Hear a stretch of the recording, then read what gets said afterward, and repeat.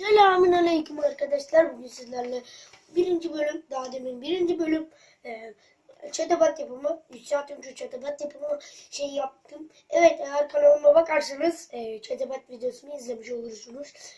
Şimdi ikinci bölümü geldi. Üçüncü bölümde yarın inşallah çekeceğiz. Şimdi arkadaşlar kağıdımız böyle. Sonra kağıdımızı böyle şöyle katlıyoruz.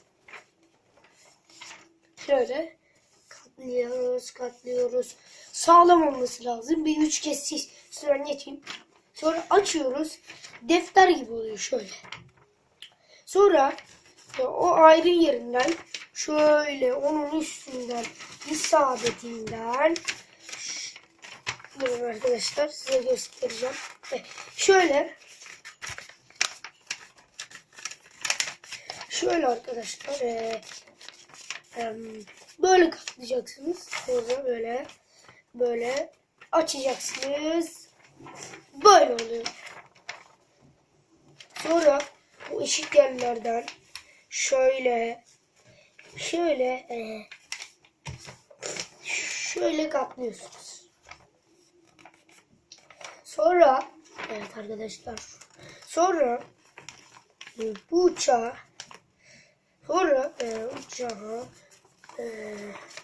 şöyle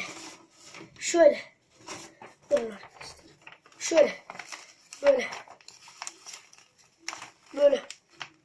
arkadaşlar, şöyle katlıyoruz. Böyle gözüküyor. Sonra diğer tarafı da öyle katlıyoruz. Diğer taraf tabii ki de zor katlanacak. Çünkü iki eşit sabit olacak.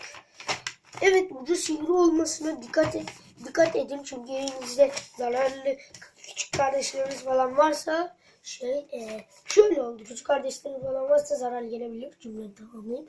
Şöyle oldu arkadaşlar. Şuradaki kullanıcı şeyleri, cep gibi şeyler var. Sonra arkadaşlar bunu böyleydi ya arkadaşlar. Böyleydi. Böyle katladık hoppa. Benimkinin ucu sivri oldu ama benim elimde zarar verici madde yok. Sonuçta burası benim bir odam. Zarar verici madde de yok ki. Sonra arkadaşlar şöyle sonra kanat yapacağız. Şöyle hemen göstereyim kanadı. Evet ya, kamera olsaydı daha iyi görürdünüz. Kamera yüzünden daha az görüntüleme giriyor. Evet arkadaşlar, kanalımız iyi giderse kanalımızı sıfırlayacağım. Böyle kağıttan araba yapımı, kağıttan yapımı. Neyse arkadaşlar, uçağımız hazır.